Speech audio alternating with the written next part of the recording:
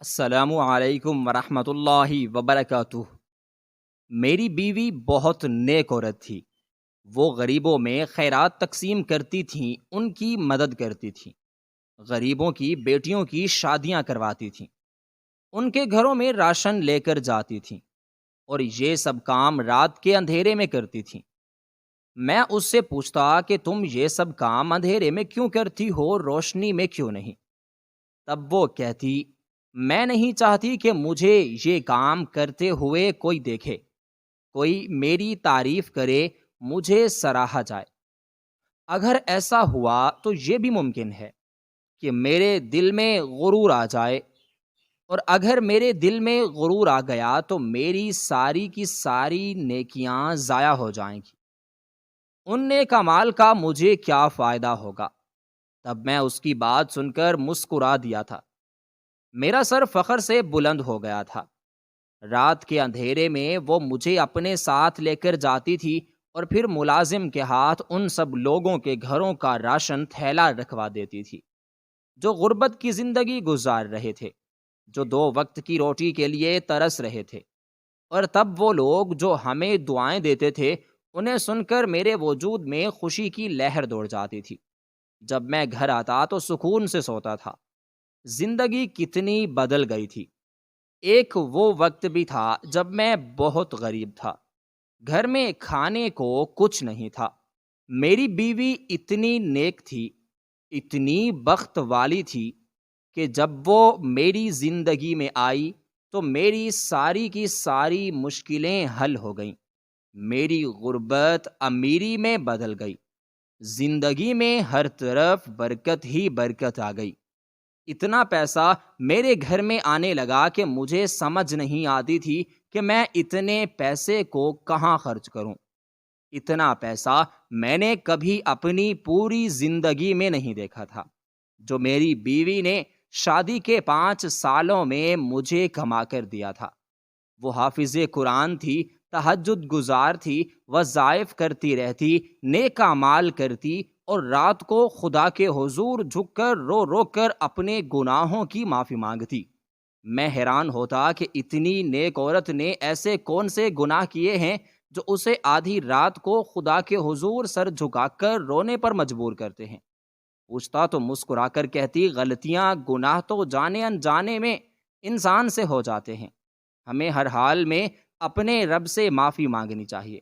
میری بیوی بچوں کو آن لائن بھی قرآن پاک کی تعلیم دیتی تھی، احادیث کی تعلیم دیتی، اور گھر میں بھی اس کے پاس بہت ساری لڑکیاں آتی تھیں۔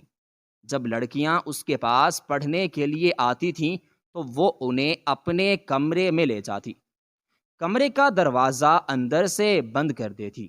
میں اس بات کی وجہ پوچھتا تو کہتی، میں نہیں چاہتی کہ ان کی آواز کمرے سے باہر جائے۔ یہاں مرد ملازم بھی ہیں جو ان بچیوں کے لیے نامحرم ہیں۔ ان کے ماں باپ میرے پاس دینی تعلیم سیکھنے کے لیے بھیجتے ہیں۔ اگر ان کی آواز کسی نامحرم کے کانوں سے ٹکرائی اور اس کے دل میں کوئی غلط خیال پیدا ہوا تو میں اس سب میں خود کو قصوروار سمجھوں گی۔ ان کے ماں باپ نے انہیں مجھ پر اعتبار کر کے یہاں بھیجا ہے، اور میں نہیں چاہتی کہ کسی کی عزت پر کوئی حرف آئے۔ اس کی ایسی باتوں پر میرا سر فخر سے بلند ہو جاتا تھا۔ شام کو جب گھر آتا تو ایک ایک کر کے وہ چاروں لڑکیاں اس کے کمرے سے نکل کر چلی جاتی تھیں۔ وہ لڑکیاں بھی سر سے لے کر پاؤں تک پردے میں ملبوس ہوتی تھیں، ان کی صرف آنکھیں ہی نقاب سے ظاہر ہوتی تھیں۔ میری بیوی بھی ایسی ہی تھی، گھر سے باہر نکلتی تو سر سے لے کر پاؤں تک پردے میں چھپی ہوتی۔ آج تک کسی نامحرم نے اسے دیکھا تک نہیں تھا، اس کی آواز تک نہیں سنی تھی، اور میں اس بات پر فخر محسوس کرتا تھا۔ میری دونوں بیٹیاں بھی اب چلنے لگی تھیں، ہر بات کو سمجھنے لگی تھیں۔ میری بیوی انہیں زیادہ تر آیا کے حوالے کر کے خود اپنے کاموں میں مصروف رہتی تھی۔ میں جب اسے کہتا کہ تم اپنے بچوں کی بھی اچھی تربیت کرو، ان پر توجہ دو، تو وہ کہتی، جب میں کچھ غلط نہیں کر رہی تو میرے اور میرے بچوں کے ساتھ کبھی کچھ غلط نہیں ہوگا۔ جب میں دوسروں کے بچوں کی اتنی اچھی تربیت کر رہی ہوں، انہیں اچھے برے کا فرق سکھا رہی ہوں، تمیز سکھا رہی ہوں، تو میرے بچے کیسے غلط راستے پر جا سکتے ہیں؟ مگر کچھ دنوں سے میں یہ نوٹ کرنے لگا کہ میری بیوی اب بدلنے لگی ہے۔ وہ ابھی بھی خیرات کرتی تھی، صدقہ بھی دیتی تھی، لوگوں کی مدد بھی کرتی تھی، مگر اب اس کے انداز میں ایک غرور سا جھلکنے لگا تھا۔ وہ بات بات میں اپنی بڑائی بیان کرنے لگی تھی، اپنا تقابل دوسروں کے ساتھ کرنے لگی تھی، دوسری عورتوں کا مذاق اڑاتی، ان پر ہنستی، کہتی آپ کے پورے خاندان میں میرے جیسی کامیاب عورت کوئی نہیں، جس نے گھر بیٹھے اتنا پیسہ کمایا ہو، اتنا شاندار گھر بنایا ہو، اور میں اسے حیرت سے دیکھنے لگا۔ تم ایسی تو نہیں تھی روزینہ، مگر تم یہ کس قسم کی باتیں کرنے لگی ہو؟ تم بہت بدل گئی ہو، پہلے جیسی نہیں رہی۔ اور وہ عجیب سے پراسرار انداز میں ہنستے ہوئے کہتی، انسان بدل جاتا ہے، انسان کبھی بھی ایک جیسا نہیں رہتا، وقت انسان کو بدل دیتا ہے۔ اب اس کے لباس میں بھی بہت تبدیلی آ گئی تھی۔ پہلے ہر وقت دوپٹہ اس کے سر پر رہتا تھا، مگر اب وہ دوپٹہ شانوں پر آ گیا تھا۔ اب وہ گلا کھلا رکھنے لگی تھی، فٹنگ والے کپڑے پہنتی۔ مجھے دیکھ کر بہت عجیب لگتا، سوچتا کہ ایسا کیا کروں کہ اپنی بیوی کو پہلے جیسا بنا لوں، مگر شاید اب وہ پہلے جیسی نہیں ہو سکتی تھی۔ ایک دن میری چھوٹی بیٹی نے باتوں باتوں میں مجھے بتایا کہ ماما کو بہت سارے انکلز کی کالز آتی ہیں، اور ماما ان کے ساتھ کتنی دیر باتیں کرتی رہتی ہیں، اور جو لڑکیاں یہاں پر آتی ہیں وہ بھی انکلز کے ساتھ باتیں کرتی ہیں، اور وہ بہت عجیب عجیب کپڑے پہنتی ہیں۔ جب میں ماما سے کہتی ہوں کہ مجھے یہ کپڑے پہنائیں تو ماما غصہ کرتی ہیں۔ بیٹی کی بات پر میرا منہ حیرت سے کھلے کا کھلا رہ گیا تھا۔ میری بیوی کو کس کی کالز آنے لگی تھی؟ کون ایسا مرد تھا جو اسے کال کرتا تھا؟ اور یہاں پر جو بچیاں آتی تھیں وہ تو قرآن پاک پڑھنے کے لیے آتی تھیں۔ میں نے اپنی بیٹی کی باتوں کو نظر انداز کر دیا۔ وہ تو چھوٹی بچی ہے، اسے ان باتوں کی کیا سمجھ؟ مگر ایک دن میں اپنی ایک چیز ڈھونڈ رہا تھا۔ میں الماری کی تلاشی لینے لگا، شاید میں نے اپنی وہ فائل وہیں رکھی ہو۔ تبھی میری نظر ایک بیگ پر پڑی۔ بیگ بہت قیمتی اور خوبصورت تھا۔ میں نے بیگ کو یوں ہی کھول کر دیکھا کہ کہیں یہ فائلز میں نہ ہو، مگر جو کچھ اس بیگ میں تھا اسے دیکھ کر میرے پاؤں کے نیچے سے زمین نکل گئی تھی۔ اس میں انتہائی بےہودہ مغربی طرز کے کپڑے تھے، بلکہ کپڑے کہنا ان کی توہین ہوگا۔ وہ کپڑوں کے نام پر صرف چیتھڑے تھے جو کسی بھی مرد کی شہوت کو ابھار سکتے ہیں۔ یہ سب میرے گھر میں میری بیوی کے کمرے میں کیسے آیا؟ اس کا مطلب یہی تھا کہ یہ سب میری بیوی نے خود یہاں رکھا تھا۔ تو کیا وہ یہ کپڑے پہنتی تھی؟ میرے سامنے تو اس نے آج تک یہ کپڑے نہیں پہنے، تو پھر کس کے سامنے پہنے؟ کون شخص تھا وہ جس کے لیے یہ کپڑے پہنے جاتے تھے؟ اب میرے ذہن میں اپنی بیٹی کی باتیں گردش کرنے لگیں۔ وہ صرف 4 سال کی بچی ہے، وہ جھوٹ نہیں بول رہی تھی۔ جو کچھ اس نے دیکھا وہی اس نے مجھے بتایا، اور میں نے اس کی باتوں کو نظر انداز کر دیا تھا۔ اب مجھے لگ رہا تھا کہ میں نے بہت بڑی غلطی کی ہے، اپنی بیوی پر اندھا اعتماد کر کے۔ مجھے تو یہ سوچنا چاہیے تھا کہ گھر میں اتنا پیسہ کہاں سے آ رہا ہے۔ اس نے کہا تھا وہ باہر کے بچوں کو قرآن پاک پڑھاتی ہے۔ 2-3 بار میں نے واقعی اسے بچوں کو قرآن مجید پڑھاتے دیکھا بھی تھا، اس لیے مجھے یقین ہو گیا کہ وہ سچ کہہ رہی ہے۔ مگر اب یہ سب دیکھنے کے بعد میرے دل میں اس کے لیے شک پیدا ہونے لگا تھا۔ میں نے سوچا کہ اپنی بیوی سے اس بارے میں بات کروں گا، مگر پھر رک گیا۔ نہیں، مجھے ابھی اس سے کچھ نہیں پوچھنا چاہیے۔ اگر میں پوچھوں گا تو وہ چونک جائے گی اور کوئی نہ کوئی بہانہ بنا لے گی۔ مجھے اسے رنگے ہاتھوں پکڑنا ہوگا۔ جب وہ شاپنگ کر کے گھر آئی تو میں نے اس کا موبائل اٹھانے کی کوشش کی تو اس نے جلدی سے موبائل جھپٹ لیا اور کہنے لگی، آپ کا میرے موبائل سے کیا کام ہے؟ اس کے انداز پر میں حیران رہ گیا۔ میں نے کہا، کیا میں نے آج سے پہلے تمہارا موبائل نہیں اٹھایا؟ تو اب تمہیں کیا ہو گیا ہے؟ اتنی پریشان کیوں ہو رہی ہو؟ تمہارے موبائل میں ایسا کیا ہے جو تم چھپا رہی ہو؟ میرا یہ کہنا تھا کہ وہ گھبرا کر کہنے لگی، ایسی کوئی بات نہیں ہے جیسی آپ سمجھ رہے ہیں۔ مجھے لگتا ہے کہ آپ مجھ پر شک کرنے لگے ہیں۔ یہ کہہ کر اس کی آنکھوں میں موٹے موٹے آنسو آ گئے اور میں اس کے آنسو دیکھ کر پگھل سا گیا۔ اس کے بعد کئی بار میں نے اسے فون پر کسی کے ساتھ بات کرتے دیکھا۔ ہنس ہنس کر باتیں کرتی اور جیسے ہی مجھے دیکھتی فون بند کر دیتی۔ جب میں پوچھتا تو صاف جھوٹ بولتی۔ ارے میرے شاگرد کی ماں کی کال تھی، اس سے دوستی ہو گئی ہے، وہی بات کر رہی تھی۔ ایک دن میں نے جلدی آ کر اس کا موبائل چیک کیا تو موبائل پر لاک لگا ہوا تھا، واٹس ایپ پر ہر چیز پر پاسورڈ تھا۔ جب بیوی سے کہتا کہ لاک ہٹا دو تو وہ رونا دھونا شروع کر دیتی۔ آپ مجھ پر شک کر رہے ہیں، آپ کو میری ذات پر یقین نہیں۔ تب میں خاموش ہو جاتا، سوچتا کہ اب کیا کروں۔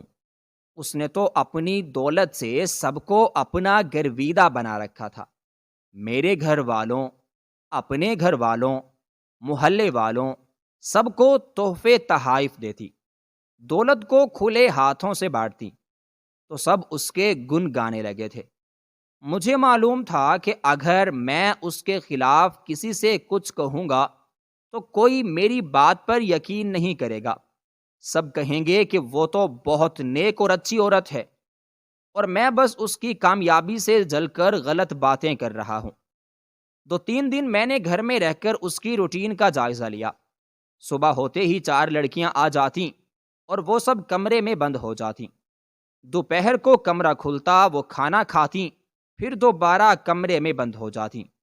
میں حیران تھا کہ آخر وہ انہیں سارا دن کون سی تعلیم دیتی ہے۔ میں نے بہت کوشش کی کہ کچھ پتہ چلے، مگر کچھ بھی سمجھ نہ آیا۔ اب میرے دل میں شک مزید بڑھنے لگا تھا۔ کچھ نہ کچھ تو تھا جو میری نظروں سے اوجھل تھا۔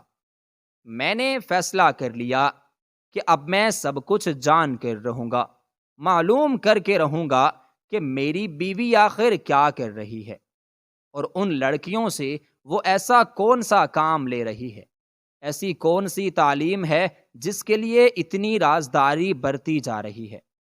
میں نے پھر اپنی بیوی کو آزمانے کا فیصلہ کر لیا۔ میں نے اپنی بیوی سے جھوٹ بولا کہ میں کام کے سلسلے میں دوسرے شہر جا رہا ہوں، 2 دن تک وہیں پر رہوں گا۔ مجھے لگا تھا کہ میری بیوی یہ سن کر پریشان ہو جائے گی، کیونکہ آج سے پہلے جب بھی میں کام کے سلسلے میں دوسرے شہر گیا یا کہیں اور ایک رات بھی رکنے کی بات کی تو وہ گھبرا جاتی تھی، کہتی تھی کہ آپ کے بغیر نیند نہیں آتی، آپ کے بغیر مجھے ڈر لگتا ہے، جب آپ ساتھ ہوں تو ایسا لگتا ہے جیسے میں محفوظ ہوں، اور اب اسے میرے جانے سے جیسے کوئی فرق ہی نہیں پڑا تھا۔ مجھے دل ہی دل میں بہت دکھ ہوا کہ جسے میں نے اپنی بیوی سمجھا، جیسا اس کے بارے میں سوچتا رہا، وہ اس سے بالکل الٹ نکلی۔ اب میں اداس سا ہو کر گھر سے نکل کر باہر کی طرف آ گیا تھا۔ بیوی سے یہی کہہ دیا تھا کہ 2 دن سے پہلے گھر نہیں آؤں گا، اور وہ تو بہت خوش ہو گئی۔ اسے شاید اس بات سے فرق نہیں پڑتا تھا، مگر وہ نہیں جانتی تھی کہ میں کہیں بھی نہیں جا رہا، بلکہ اسے آزمانے کے لیے ہی یہ سب کہہ رہا ہوں۔ دیکھنا چاہتا تھا کہ وہ میرے پیچھے کیا کام کرتی ہے اور یہ کپڑے پہن کر کس کو دکھاتی ہے، جسے سوچ کر ہی میرا اشارہ خون بلند ہو گیا تھا۔ میں قریبی ریسٹورنٹ میں آ کر بیٹھ گیا اور رات ہونے کا انتظار کرنے لگا۔ کافی دیر بیٹھا رہا، اس کے بعد میں اپنے دوست کی طرف چلا گیا، اور جب آدھی رات کا وقت ہوا اور دوست بھی سونے کے لیے اٹھے تو تب میں اپنے گھر کی طرف آ گیا۔ دل ہی دل میں یہی دعا مانگے جا رہا تھا کہ مجھے وہ سب دیکھنے کو نہ ملے جسے دیکھنے سے پہلے میں مر جانا پسند کروں گا۔ میری بیوی میں کوئی خرابی نہ ہو، کوئی غلط بات نہ ہو، وہ میری عزت کا کہیں سودا نہ کر رہی ہو، نہ میرے وقار کو اچھال رہی ہو، نہ میرا نام خراب کر رہی ہو۔ گھر پہنچا تو گاڑی میں نے گھر سے کچھ فاصلے پر کھڑی کر دی تھی تاکہ گاڑی کی آواز سن کر وہ چونک نہ جائے۔ دروازہ ملازم نے کھولا تو حیران رہ گیا۔ صاحب، آپ اتنی رات کو؟ میں نے اسے کہا، تم چپ کر کے جا کر سو جاؤ، مجھے کچھ کام تھا اس لیے گھر آیا ہوں۔ اب میں ملازم سے کیا کہتا کہ میں اپنی بیوی کو رنگے ہاتھوں پکڑنے آیا ہوں۔ جب میں اپنے کمرے کی طرف آیا تو میرا وجود پوری طرح سے کانپے جا رہا تھا۔ پورا گھر اندھیرے میں ڈوبا ہوا تھا، بس میرا کمرہ ہی روشنی میں نہایا ہوا تھا، اور کمرے سے روشنی چھن چھن کر باہر آ رہی تھی۔ کمرے سے ہنسی کی آوازیں سنائی دے رہی تھی، اور یہ آواز میری بیوی کی تھی۔ میں نے سوچا کہ مجھے کمرے میں کوئی قابل اعتراض منظر دیکھنے کو ملے گا، یقیناً وہ کمرے میں کسی مرد کو گھسائے ہوگی۔ میں نے ایک جھٹکے سے دروازہ کھولا اور سامنے کا منظر دیکھ کر میں ہکا بکا رہ گیا، کیونکہ میری بیوی کے ساتھ کوئی مرد نہیں تھا، بلکہ وہاں پر ایک لڑکی تھی جو اس کے ساتھ تھی۔ میرا نام اکمل ہے، میں اپنے ماں باپ کا اکلوتا بیٹا ہوں، مگر اکلوتا ہونے کی بنا پر میں لاڈلا نہیں تھا، نہ ہی گڑبڑ کی آنکھوں کا تارا تھا، بلکہ میں تو بچپن سے ہی ذمہ داریوں میں پڑ گیا تھا۔ ماں مجھ سے بہت پیار کرتی تھی، پیار تو میرا باپ بھی کرتا تھا جب تک زندہ رہا، مگر پھر اس کے مرنے کے بعد سب رشتہ داروں نے ماتھے پر آنکھیں رکھ لیں۔ ماں لوگوں کے گھروں میں کام کرنے لگی تاکہ میرا اور اپنا پیٹ پال سکے۔ ماں پڑھی لکھی نہیں تھی اور نہ ہی اس کے پاس کوئی ہنر تھا جو استعمال کر کے وہ اپنا اور میرا پیٹ پال سکتی۔ یہی وجہ تھی کہ بچپن سے ہی میں بہت سمجھدار ہو گیا تھا، اپنی عمر سے بڑی بڑی باتیں کرنے لگا تھا۔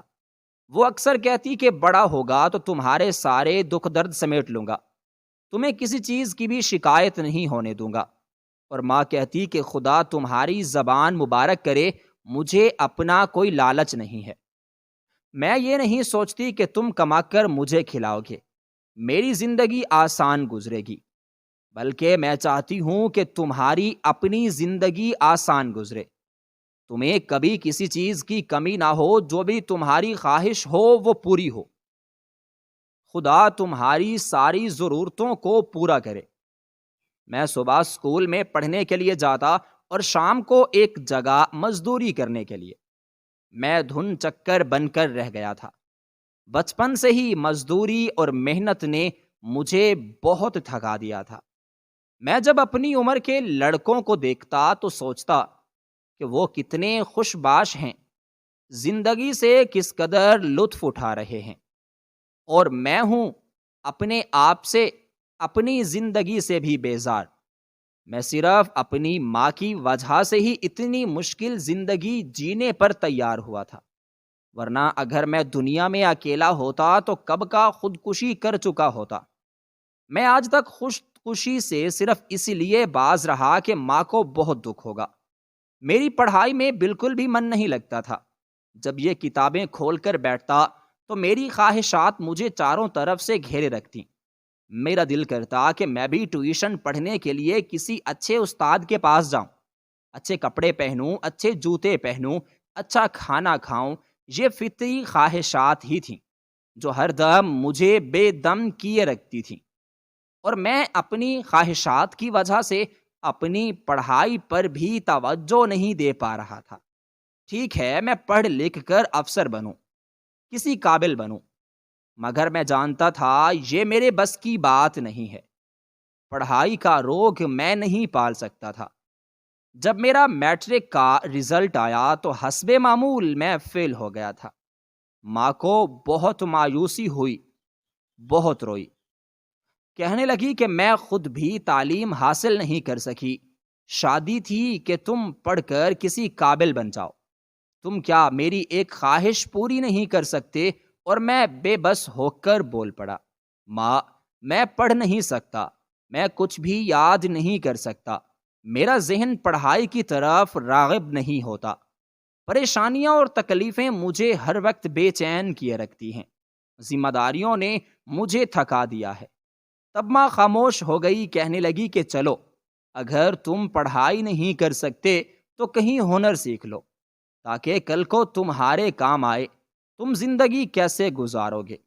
اور یوں میں موٹر مکینک کا کام سیکھنے کے لیے ایک آدمی کے پاس بیٹھ گیا تھا۔ وہ کام بھی اچھے سے سکھا رہا تھا اور ساتھ مجھے دن بھر کی دہاڑی بھی اچھی خاصی دے دیا کرتا تھا، اور یوں ہمارا گزارا اچھے سے چل نکلا تھا۔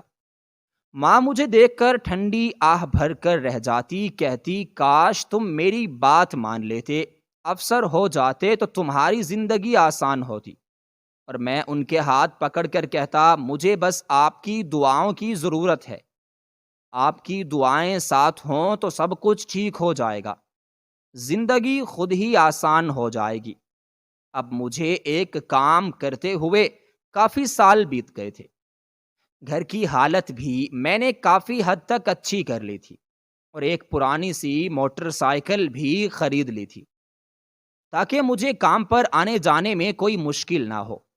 ماں بھی جہاں کہتی میں انہیں اپنی موٹر سائیکل پر بٹھا کر لے جاتا تھا۔ ایک دن ماں مجھے کہنے لگی کہ میں تمہاری شادی کرنا چاہتی ہوں، میں چاہتی ہوں کہ اس گھر میں بہو آئے، تمہارے بچوں کی کلکاریاں اس آنگن میں گونجیں تو مجھے بھی سکون آ جائے گا۔ اب مجھے بھی شادی کی ضرورت محسوس ہو رہی تھی، میں بھی چاہتا تھا میں خود ہی مجھ سے شادی کا ذکر کرے میری ماں، اور اب جب ماں نے کہا تو میں نے انکار نہیں کیا، کہنے لگا ماں جو آپ کو بہتر لگے وہ کریں، جہاں پہ شادی کرنا چاہتی ہیں کر دیں، میں کبھی بھی آپ کی کسی بات سے انکار نہیں کروں گا، اور جو بھی آپ میرے لیے فیصلہ کریں گی وہ میرے لیے قابل قبول ہوگا۔ ماں میری بات سن کر بہت خوش ہوئی تھی، اور پھر ایک دن مجھے کہنے لگی میں نے امام مسجد کی بیٹی کو تمہارے لیے پسند کر لیا ہے، وہ غریب لوگ ہیں مگر لڑکی بہت خوبصورت ہے، نیک ہے، تہجد گزار ہے، حافظ قرآن ہے، سلیقے والی ہے، اپنے چھوٹے سے گھر کو اس نے شیشے کی طرح چمکا کر رکھا ہے، وہ اس گھر کو بھی اچھے سے سنبھالے گی، تمہاری زندگی میں آئے گی تو تمہاری زندگی کو خوشیوں سے بھر دے گی، ساری کمیوں کا ازالہ کر دے گی۔ ماں کے منہ سے اس لڑکی کی اتنی تعریفیں سن کر میں کہنے لگا ٹھیک ہے، جیسا آپ کو بہتر لگے، اور پھر روزینہ میری زندگی میں دلہن بن کر آئی تھی۔ اسے دیکھ کر میں دیکھتا رہ گیا تھا، وہ بہت خوبصورت تھی جیسے چاند کا ٹکڑا، مجھے اپنی خوش قسمتی پر رشک آ رہا تھا، میں سوچتا کہ مجھ جیسے غریب آدمی کو اتنی حسین بیوی کیسے مل گئی، اسے تو کسی محل میں ہونا چاہیے تھا۔ وہ بہت نیک تھی، حافظ قرآن بھی تھی، تہجد گزار بھی تھی، ہر وقت وظائف اور اعمال میں لگی رہتی، امی اسے دیکھ دیکھ کر نہال ہوتی رہتی۔ شادی کے 1 سال بعد ہی اللہ نے مجھے بیٹی کی رحمت سے نوازا تھا، تو میری خوشی کا کوئی ٹھکانہ نہیں تھا، جیسے میری زندگی مکمل ہو گئی تھی۔ 1 سال تک امی زندہ رہیں اور پھر وہ اللہ کو پیاری ہو گئیں۔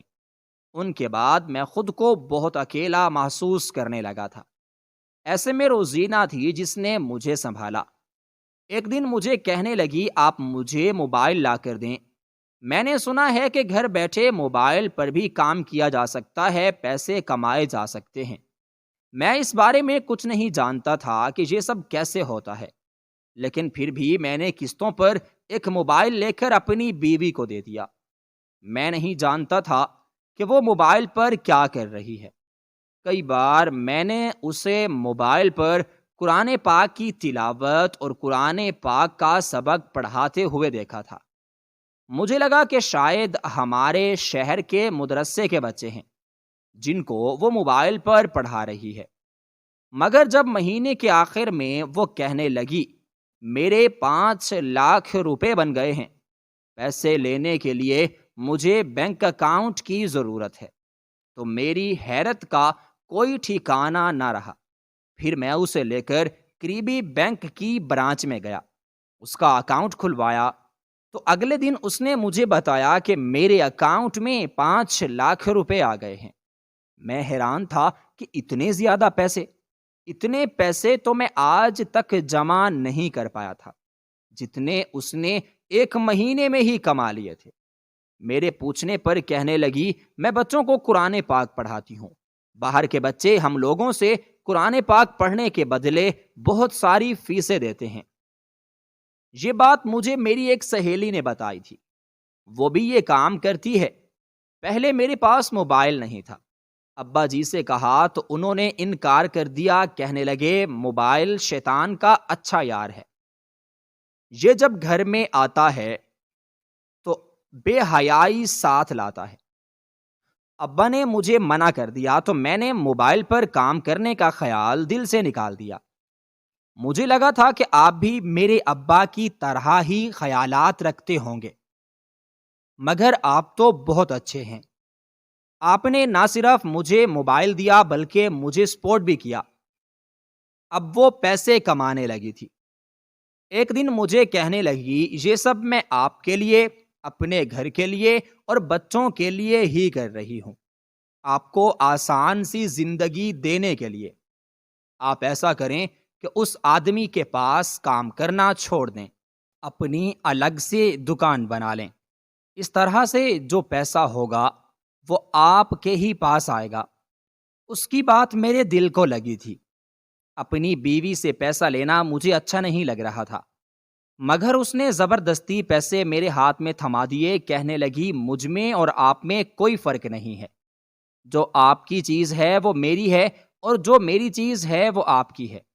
تب میں اس کی دریا دلی پر بے ساختہ مسکرا دیا تھا۔ میں نے اپنی دکان بنائی اور کام کے لیے ملازم بھی رکھ لیا تھا۔ اب میری بیوی لاکھوں کمانے لگی تھی۔ اب کہنے لگی ہم اس محلے میں نہیں رہیں گے، ہم کسی اچھے علاقے میں گھر لے لیں گے۔ میں چاہتی ہوں کہ ہمارے بچے ہماری طرح ترسی ہوئی زندگی کو نہ گزاریں، بلکہ وہ اچھے علاقے میں، اچھے لوگوں میں پلے بڑھیں، اچھے اسکولوں میں ان کو پڑھائیں، انہیں زندگی ویسے ہی دیں جیسے کبھی میں جینا چاہتی تھی۔ میں نے اسے کہا اس محلے میں پرانی جان پہچان ہے، ہمارے ماں باپ بھی تو یہیں پر ہیں۔ تو اب کہنے لگی ان سب لوگوں سے ملنے کے لیے آیا جا سکتا ہے، مگر ان سب کے لیے میں اپنے بچوں کی خوشیاں قربان نہیں کر سکتی۔ اس کی ضد پر ہی میں نے ایک اچھے علاقے میں گھر لے لیا تھا۔ کبھی کبھار وہ اپنے ماں باپ سے ملنے کے لیے جاتی تو میں نے یہ بات نوٹ کی تھی کہ امام صاحب کا رویہ میری بیوی کے ساتھ بہت خراب تھا۔ انہیں یہ بات پسند نہیں آئی تھی کہ وہ موبائل پر کام کر رہی ہے اور بچوں کو پڑھا رہی ہے۔ مجھے کہتے عورت کی کمائی میں برکت نہیں ہوتی، کبھی بھی عورت کو کمانے کے راستے پر نہیں لے کر جانا چاہیے، یہ کام بہت ساری تباہیوں کا راستہ اپنے گھر کی طرف کھولتا ہے۔ تب میں ان کی باتوں کو سن کر پریشان ہو گیا تھا۔ وہ مجھے اس طرح سے کیوں کہہ رہے تھے؟ وہ اپنی ہی بیٹی کے بارے میں ایسی بات کیسے کر سکتے تھے؟ وہ بھی اتنی نیک اور تہجد گزار بیٹی کے بارے میں۔ اب میں اتنے بڑے گھر میں آ کر رہنے لگا تو یہ سب میری بیوی کی وجہ سے ہی ممکن ہوا تھا۔ مجھے لگتا تھا کہ میری ماں کی ساری دعائیں قبول ہو گئی ہیں۔ ماں تو یہی چاہتی تھی کہ میں زندگی خوشیوں بھری گزاروں، میری زندگی میں کسی چیز کی کمی نہ ہو، اور آج ان کی یہ دعا پوری ہو گئی تھی۔ گھر میں گاڑی، روپیہ، پیسہ سب کچھ تھا۔ میری بیوی کہنے لگی کہ اب آپ اس دکان کو بیچ دیں اور کوئی اور کاروبار کرنے کی سوچیں۔ ایک کپڑے کا کاروبار کریں یا پھر کسی اور چیز کا، جس چیز کی طرف آپ کا رجحان ہے، مگر آپ کو چھوٹا موٹا کام نہیں کرنا۔ ایسا کام کریں گے جس سے 4 پیسے گھر میں آئیں۔ بات اس کی بھی معقول تھی۔ میں نے اس کی بات مان لی۔ مجھے کاروبار کرنے کا اتنا خاص تجربہ تو نہیں تھا۔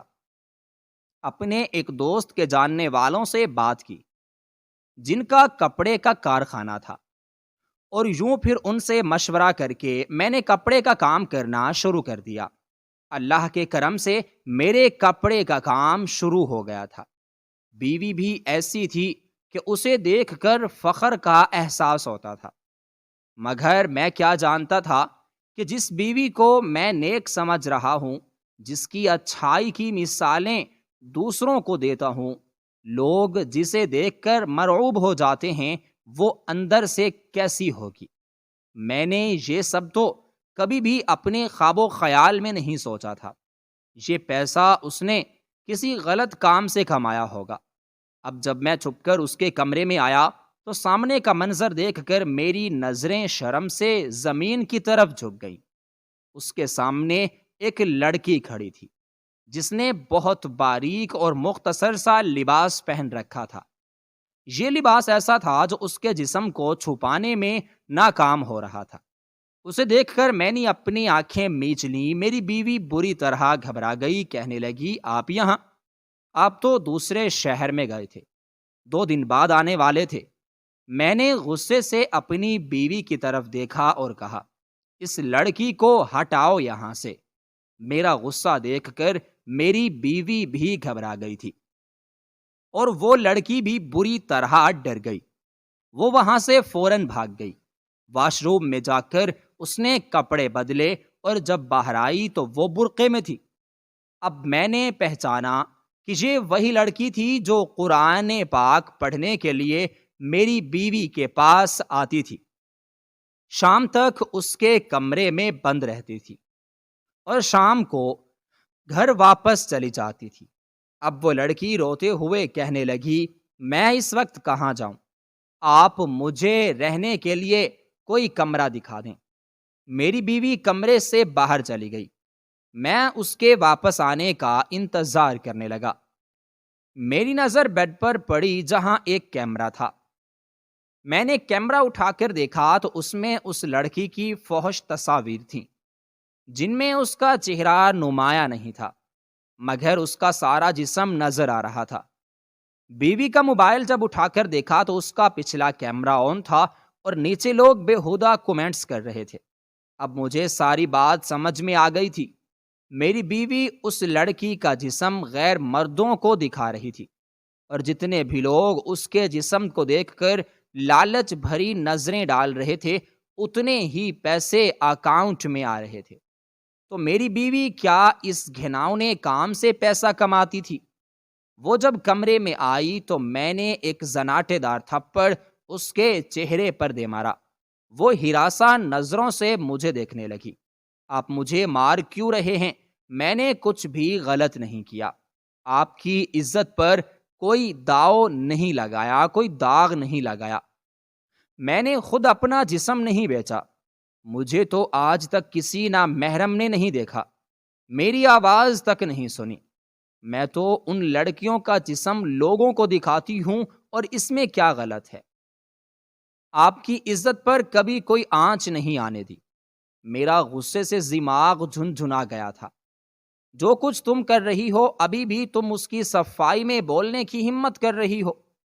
تم جانتی ہو کہ جو تم نے کام کیا ہے وہ کتنا گھناؤنا ہے۔ جسم دکھا کر پیسہ کمانے والی عورت کو کیا کہا جاتا ہے جانتی ہو ہمارے معاشرے میں؟ ایسی عورتوں کو کس نظر سے دیکھا جاتا ہے؟ اسے میری بات سن کر بہت برا لگا۔ آپ میرے لیے اتنا گندا الفاظ استعمال نہیں کر سکتے، کیونکہ میں نے اپنا جسم کسی کو نہیں دکھایا، اور یہ سب ان لڑکیوں کی رضامندی سے ہوتا ہے۔ انہیں اس چیز کے پیسے مل رہے ہیں، اور کون سا ان کا چہرہ نظر آ رہا ہے۔ کسی کو کیا پتا کہ یہ لڑکی کون ہے، کہاں رہتی ہے۔ میں نے اپنی بیوی کو بہت سمجھایا، مگر اس کی نہ ہاں بدلی نہ نیت۔ کہنے لگی اسی کام سے میں پیسہ کما رہی ہوں، اور میں ایک بہت بڑا کاروبار کرنا چاہتی ہوں جو میرے ہی نام سے شروع ہوگا، اور اس کے لیے بہت سارا پیسہ چاہیے۔ جب تک میرا مقصد پورا نہیں ہو جاتا تب تک میں یہ کام نہیں چھوڑوں گی۔ میں نے اسے طلاق کی دھمکی دی، بتایا کہ تمہارے باپ کو یہ سب بتا دوں گا۔ کہنے لگی آپ مجھے طلاق نہیں دے سکتے کیونکہ میں آپ سے محبت کرتی ہوں۔ یہ جو کچھ بھی کیا ہے آپ کی محبت میں ہی کیا ہے، اور رہی بات ابا جان کی تو مجھے ان سے کچھ بھی لینا دینا نہیں ہے۔ اگر وہ مجھ سے ناراض ہوں گے، بات نہیں کریں گے تو مجھے اس سے کوئی فرق نہیں پڑتا۔ میں حیران تھا، وہ تمہارا باپ ہے، تم اتنی عبادتیں کرتی ہو، تہجد پڑھتی ہو، خیرات کرتی ہو، تو کیا تمہیں یہ نہیں پتا کہ یہ سب تب تک قبول نہیں ہوگا جب تک تمہارا باپ تم سے راضی نہ ہو؟ تم تب تک جنت میں نہیں جا سکتی جب تک اپنے باپ کو راضی نہ کر لو۔ اس نے گویا ناک پر سے مکھی اڑا دی۔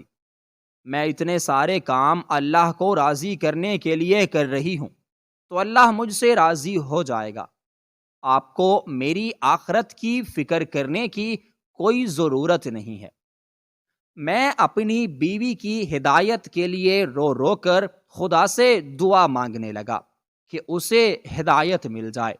اس دن میں اپنے آفس میں تھا اور اپنی بیوی کے بارے میں ہی سوچ و بچار کر رہا تھا کہ مجھے میرے ڈرائیور کی کال آئی، کہنے لگا ہمارا بہت برا ایکسیڈنٹ ہوا ہے، آپ کی بیوی ہسپتال میں ہے، زندگی اور موت کی جنگ لڑ رہی ہے، مجھے بھی بہت چوٹیں آئی ہیں مگر میں بچ گیا ہوں، آپ جلدی سے آ جائیں۔ میں بھاگم بھاگ ہسپتال پہنچا جہاں پر میری بیوی زندگی اور موت کی کشمکش میں تھی۔ اس کے سر پر شدید چوٹیں آئی تھی۔ ڈاکٹر نے کہا کہ اس کے بچنے کے امکانات بہت کم ہیں۔ میں خدا سے دعا مانگنے لگا، یا اللہ میری بیوی کو صحت دے دے، زندگی دے، اس کا ساتھ مجھ سے نہ چھین۔ جب ڈاکٹر نے مجھے بتایا کہ میری بیوی کو ہوش آ گیا ہے، وہ ہوش میں ہے، تو ایک بار پھر سے میں سجدے میں جا کر گرا۔ خدا کا لاکھ لاکھ شکر تھا کہ میری بیوی کو نئی زندگی مل گئی۔ میں نے کہا اللہ جس طرح تو نے اسے نئی زندگی دی ہے اسی طرح اسے ہدایت بھی دے دے، وہ پہلے والی نورینا بن جائے اور یہ گھناؤنا کام چھوڑ دے۔ شاید یہ وقت قبولیت کا تھا۔ جب میں کمرے میں گیا تو میری بیوی مجھے دیکھ کر دھاڑیں مار مار کر رونے لگی۔ مجھے اس کا رونا سمجھ نہیں آ رہا تھا۔ میں کہنے لگا تم ٹھیک ہونا، کچھ بھی نہیں ہوا، خدا نے تمہیں واپس بھیج دیا ہماری زندگی میں دوبارہ کے لیے، تم خطرے سے باہر ہو، پریشان مت ہو۔ مگر وہ مسلسل روئے جا رہی تھی اور میں حیران تھا کہ آخر اسے رونا کس بات پر آ رہا ہے۔ 2 دن بعد میں اسے گھر لے آیا۔ بچے اس کے لیے بہت پریشان تھے، اس سے ملنے کے لیے اداس ہو رہے تھے۔ جب وہ بچوں کے پاس آئی تو بچے اس سے لپٹ گئے اور وہ ایک بار پھر دھاڑیں مار مار کر رونے لگی۔ اب وہ اپنے بستر پر لیٹ کر ہی اشارے سے نماز پڑھتی تھی کیونکہ اسے ابھی بھی بہت چوٹیں تھیں۔ وہ بستر سے اٹھ نہیں سکتی تھی، ساتھ ساتھ روتی جاتی اور خدا سے معافی مانگتی رہتی۔ ایک دن میں نے اس سے کہا کیا ہوا ہے روزینہ، تم اتنا رو کیوں رہی ہو؟ کیا تمہیں اپنے گناہوں اور غلطیوں کا احساس ہو رہا ہے یا کوئی اور بات ہے جو تم مجھ سے چھپا رہی ہو؟ کہنے لگی میں نے موت کو انتہائی قریب سے دیکھا ہے۔ جب میرا ایکسیڈنٹ ہوا تو میری آنکھوں کے سامنے اندھیرا چھانے لگا، مجھے لگا یہی میرا آخری وقت ہے۔ میں نے سوچا کہ مجھے فوراً خدا سے اپنے گناہوں کی معافی مانگنی چاہیے، مگر میری آنکھیں بند ہو گئیں اور جب مجھے ہوش آیا تو میں خوف سے کانپ رہی تھی۔ کس بات پر آ رہا ہے؟ 2 دن بعد میں اسے گھر لے آیا۔ بچے اس کے لیے بہت پریشان تھے، اس سے ملنے کے لیے اداس ہو رہے تھے۔ جب وہ بچوں کے پاس آئی تو بچے اس سے لپٹ گئے اور وہ ایک بار پھر دھاڑیں مار مار کر رونے لگی۔ اب وہ اپنے بستر پر لپٹ کر ہی اشارے سے نماز پڑھتی تھی، کیونکہ اسے بھی بہت چوٹیں تھیں۔ وہ بستر سے اٹھ نہیں سکتی تھی، ساتھ روتی جاتی اور خدا سے معافی بھی مانگتی رہتی۔ ایک دن میں نے اس سے کہا، کیا ہوا روزینہ، تم اتنا رو کیوں رہی ہو؟ کیا تمہیں اپنے گناہوں اور غلطیوں کا احساس ہو رہا ہے، یا پھر کوئی اور بات ہے جو تم مجھ سے چھپا رہی ہو؟ کہنے لگی کہ میں نے موت کو انتہائی قریب سے دیکھا ہے۔ جب میرا ایکسیڈنٹ ہوا تو میری آنکھوں کے سامنے اندھیرا چھانے لگا، مجھے لگا یہی میرا آخری وقت ہے۔ میں نے سوچا کہ مجھے فوراً خدا سے اپنے گناہوں کی معافی مانگنی چاہیے، مگر میری آنکھیں بند ہو گئیں اور جب ہوش آیا تو میں خوف سے کانپ رہی تھی۔ سوچا کہ اگر موت ہو جاتی تو میرا ٹھکانہ جہنم کے سوا کیا ہو سکتا تھا۔ میں گناہ کے راستے پر چل رہی تھی اور خدا نے مجھے معافی مانگنے کی بھی توفیق نہیں دی۔ اب میں سارے گناہ چھوڑ چکی ہوں، میں کوئی غلط کام نہیں کروں گی، اور یہ جو پیسہ میں نے حرام سے کمایا ہے اسے ابھی میں غریبوں میں بانٹ دوں گی۔ میں نے اسے اپنے گلے سے لگا لیا۔ تم نے میرا دل جیت لیا روزینہ، تم نہیں جانتی کہ تمہاری یہ بات سن کر مجھے کتنی خوشی ہوئی ہے۔ میں بہت پریشان تھا کہ تمہیں کیسے راہ راست پر لاؤں، کیسے تمہیں سمجھاؤں کہ جو تم کر رہی ہو وہ غلط کر رہی ہو، اور دیکھو خدا نے میری سن لی۔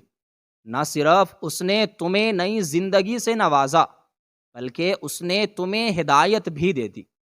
اب دوبارہ تم کبھی بھی غلط راستے پر مت چلنا، کبھی پیسہ کمانے کے لیے حرام راستے کا انتخاب مت کرنا چاہیے۔ حرام چاہے جتنا بھی ہو اس میں برکت نہیں ہوتی، زندگی سے سکون چلا جاتا ہے، دل خالی ہو جاتا ہے اور اللہ بھی ناراض ہو جاتا ہے۔ میں جو پہلے روزینہ کی باتیں سن کر اندر سے ٹوٹ گیا تھا، یہ سوچ کر مجھے رونا آتا تھا کہ میں کیا اتنے وقت سے حرام رزق کھا رہا تھا؟ میرے بچے کیا حرام رزق پر پل رہے تھے؟ اس نے مجھے جو دکان کے پیسے دیے تھے کیا وہ بھی حرام رزق کما کر ہی دیے تھے؟ ان لڑکیوں کا جسم غیر مردوں کو دکھا کر کتنی شرمناک بات ہوئی ہے کہ وہ مجبور لڑکیوں سے فائدہ اٹھاتے تھے، ان کی عزت کا سودا کرتی تھی، چند روپ ان کے ہاتھ میں تھما کر ان کے جسم کی کمائی کا بڑا حصہ اپنے پاس رکھتی تھی۔ یہ سوچ سوچ کر میرا غصے سے برا حال تھا، مگر اب اس کی باتیں سن کر میں خوشی سے نہال ہونے لگا۔ وہ عورت جو کبھی بس دنیا، پیسے اور اپنی مرضی کو سب کچھ سمجھتی تھی، اس کے لیے غریب لڑکیوں کی عزت کا سودا کرتی رہی، مگر آج میری بیوی میرے سامنے بیٹھی رو رہی تھی، اور وہ رونا کچھ اور ہی تھا، جیسے دل کی گہرائی سے نکلتا ہو، جیسے کوئی بوجھ اتار دیا ہو۔ میں نے بہت غلط راستے چنے تھے۔ وہ بولی، پیسہ چاہیے تھا، لیکن یہ نہیں سوچا کہ وہ پیسہ کہاں سے آ رہا ہے۔ بس دنیا کی چمک دمک میں گم تھی اور رب کو بھول گئی، لیکن اس نے مجھے واپس بھیجا نئی زندگی تاکہ میں سدھر جاؤں۔ میں بس اسے دیکھتا رہا، دل بھر آیا۔ وہ عورت جو کبھی میری بات سننے کو تیار نہیں تھی، آج خود رب سے معافی مانگ رہی تھی۔ وہ کہہ رہی تھی، جب میرا ایکسیڈنٹ ہوا اور میری سانسیں اٹکنے لگیں تب مجھے لگا بس سب کچھ ختم ہو گیا۔ میں اللہ سے معافی بھی نہ مانگ سکی۔ ہوش آیا تو بس دل کانپ رہا تھا۔ سوچا اگر مر جاتی تو کہاں جاتی، کہاں منہ دکھاتی؟ میں تو گناہوں میں ڈوبی ہوئی تھی۔ میں نے آہستہ سے اس کا ہاتھ پکڑا۔ اللہ بڑا مہربان ہے روزینہ، اس نے تمہیں موقع دیا، نئی زندگی دی اور اب ہدایت بھی دے دی۔ وہ بولی میں نے فیصلہ کر لیا ہے، اب حرام کا 1 روپیہ بھی اپنے پاس نہیں رکھوں گی، جو کمائی حرام سے ہوئی ہے وہ سب میں غریبوں میں بانٹ دوں گی، اور اب صرف حلال رزق کی طرف جاؤں گی۔ میرے آنسو نکل آئے، میں نے کہا تم نے دل جیت لیا روزینہ، یہی تو میں چاہتا تھا۔ میں روز اللہ سے دعا کرتا تھا کہ تمہیں سیدھا راستہ دکھا دے، اور دیکھو اس نے میری سن لی۔ ہم دونوں نے مل کر تہیہ کیا کہ اب زندگی کو سیدھے راستے پر گزاریں گے، چاہے پیسہ کم ہو لیکن پاک ہو، صاف ہو، دل کو سکون دینے والا ہو۔ ہم نے یہ سیکھ لیا ہے کہ حرام جتنا بھی چمکتا ہو، اندر سے انسان کو کھوکھلا کر دیتا ہے، دل بے چین رہتا ہے، گھر میں برکت نہیں رہتی، اور سب کچھ ہوتے ہوئے بھی سکون نہیں ملتا۔ لیکن حلال چاہے کم ہو لیکن اس میں اللہ کی برکت ہوتی ہے، وہ رزق دل کو سکون دیتا ہے، رشتوں میں محبت لاتا ہے، دعاؤں کو قبول کرواتا ہے۔ اب ہمارے گھر میں وہی آتا ہے جو صاف ہو، جو اللہ کو پسند ہو۔ روزینہ اب نماز پڑھتی ہے، دعا مانگتی ہے، بچوں کو بھی اللہ کا نام سکھاتی ہے، اور میں دل سے شکر ادا کرتا ہوں کہ اللہ نے مجھے یہ دن دکھایا۔ اس نے صرف میری بیوی کو زندگی نہیں دی، بلکہ ہمارے گھر کو بھی زندگی دے دی۔ ہم نے یہ جان لیا ہے کہ اصل کامیابی، اصل سکون صرف اللہ کی رضا میں ہے، اور اللہ صرف تب راضی ہوتا ہے جب ہم حلال راستے کو چنتے ہیں، کیونکہ حرام صرف دکھ، بے سکونی اور اللہ کی ناراضی لاتا ہے، لیکن حلال وہ زندگی کو خوبصورت بنا دیتا ہے، زندگی کو آسان بنا دیتا ہے، زندگی میں برکت آتی ہے۔ وہ ہمارے بچوں کو ہمارے لیے طاقت کا، نجات کا ذریعہ بنا دیتا ہے۔ وہ بچے جو حلال رزق پر پلتے ہیں وہی اپنے ماں باپ کی خدمت بھی کرتے ہیں، ان کا نام دنیا اور آخرت میں روشن بھی کرتے ہیں، اور حرام رزق وہ انسان کی پوری نسل کو تباہ و برباد کر دیتا ہے۔ ایک بار جب انسان حرام رزق کمانے کا عادی ہو جاتا ہے تو وہ کبھی بھی پھر اسے چھوڑ نہیں سکتا۔ خدا ہم سب کو رزق حلال کی توفیق عطا فرمائے۔